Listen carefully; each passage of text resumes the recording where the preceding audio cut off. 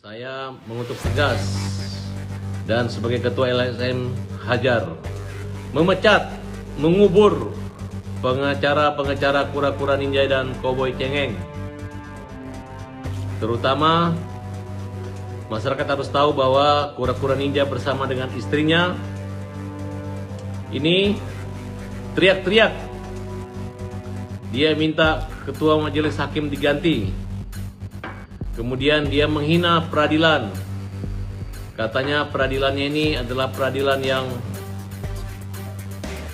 buruk, ya, peradilan brutal, peradilan yang tidak berpihak pada keadilan. Koruptor, tahu nggak Anda? Ya, tidak bisa, tidak bisa, tidak bisa, tidak bisa. Meminta diganti.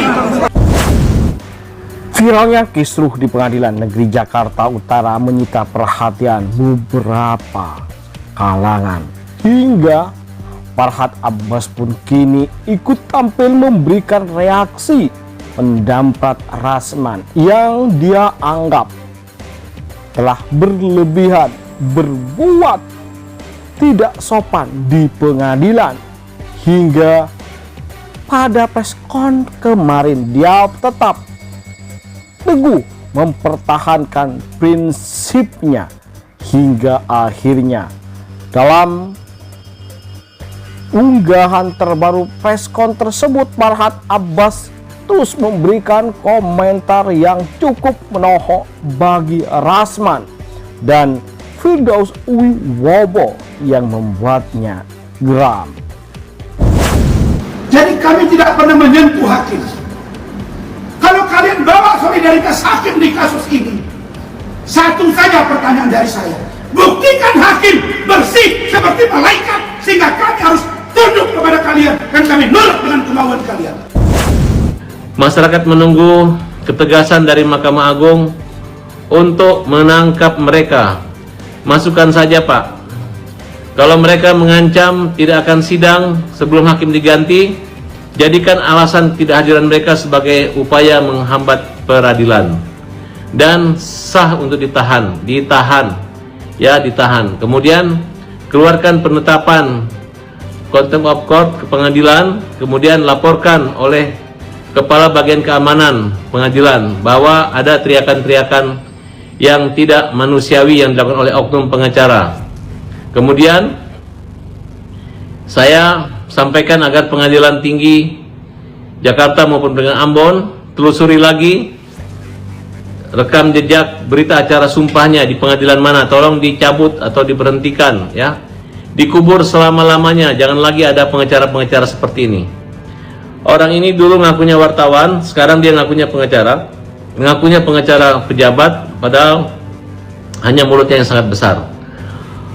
Kura-kura ninja ini waktu ribut dan menghajar di meja majelis hakim sampai orang minta supaya dia sadar, berarti kura-kura ninja ini tidak sadar apakah dia dalam gangguan kurang obat atau pengaruh obat-obatan. Tolong diperiksa tes urin lagi nih kura-kura ninja dan seluruh pengacara yang mendampingi dia, ya, kecuali Rihat Huta Barat, itu masih partner saya. Kalau yang lain periksa tes urin, ya. Terlalu berani mereka ngamuk-ngamuk di pengadilan. Dan kita minta supaya majelisnya tegas, langsung masukin kandang kura-kura ninja.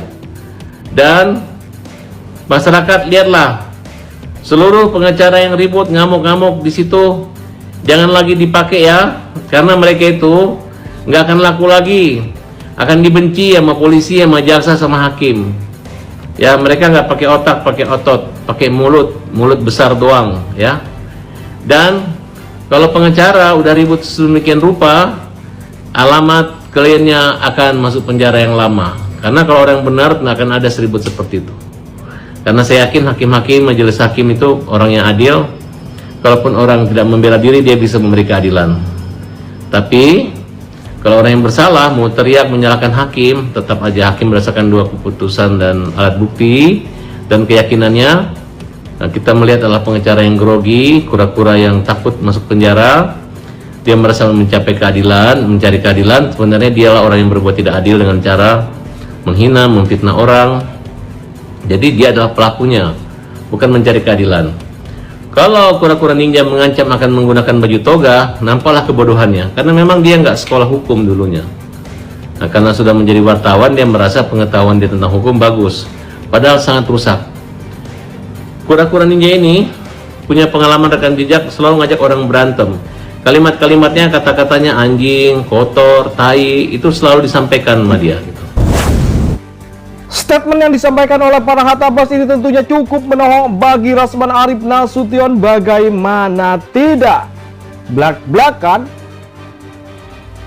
Farhat mengungkapkan bahwa Rasman seharusnya mendapatkan balasan setimpal atas perilaku tidak sopan dan pantasnya di pengadilan, di mana dia tidak bisa menjadi seorang terdakwa ataupun mencerminkan lawyer yang ia sering bangga-banggakan. Dia diduga disentil tak beda dengan rakyat pada umumnya yang hanya bisa marah-marah tanpa menggunakan kaidah hukum dan logika yang sepantasnya untuk beradu argumentasi. Padahal sebelumnya ia terang-terangan menantang beradu argumentasi dengan Hotman di Pengadilan Negeri Jakarta Utara. Hotman, saya tidak takut dengan kau. Rasman penantang kau. Nanti abang sendiri welcome untuk bisa berdamai dan berkomunikasi. Enggak. Kalau saya ngomong nanti begitu, dia akan bilang saya takut sama dia. Hotman, saya tidak takut dengan kau. Rasman penantang kau. Dan gelar juara akan...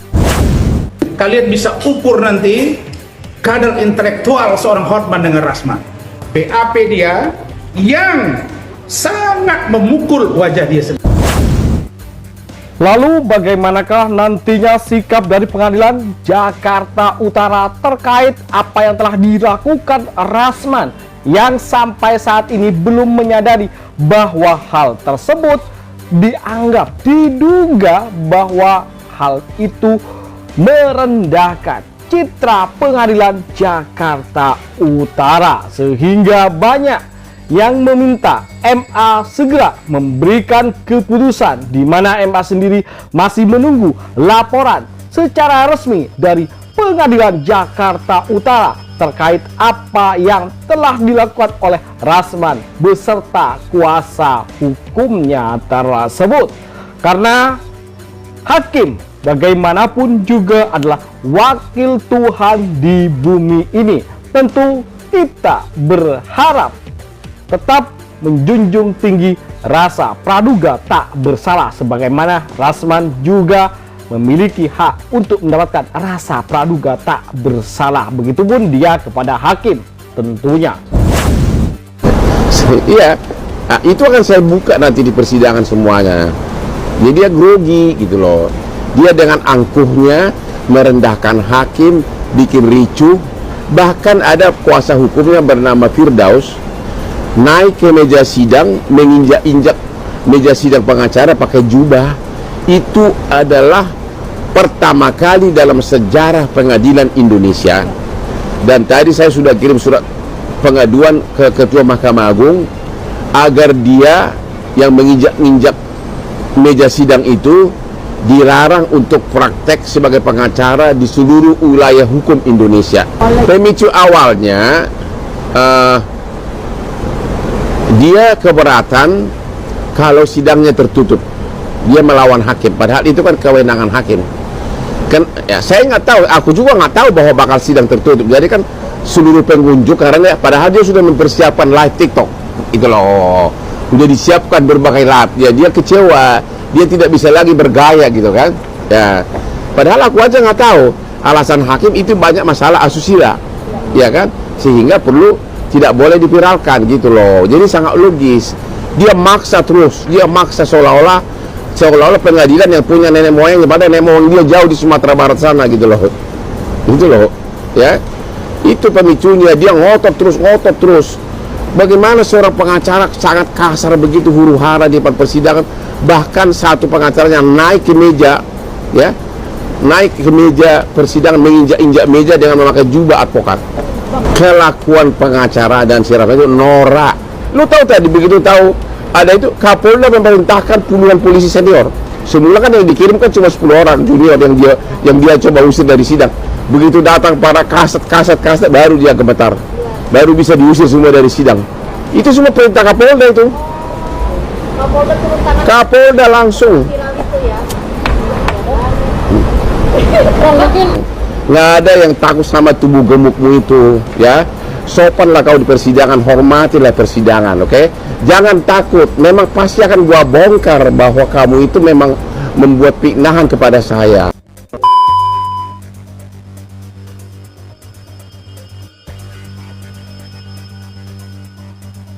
Bagaimana menurut kalian guys? Jangan lupa kasih komentar, like, dan masukan agar tambah seru keuangan mereka berdua yang selalu akan kita sajikan kabar terbaru terupdate tentang selebriti tanah air dan mancanegara yang bakal bikin kita semua happy, senang, dan update akan kabar berita terbaru tentang mereka tentunya.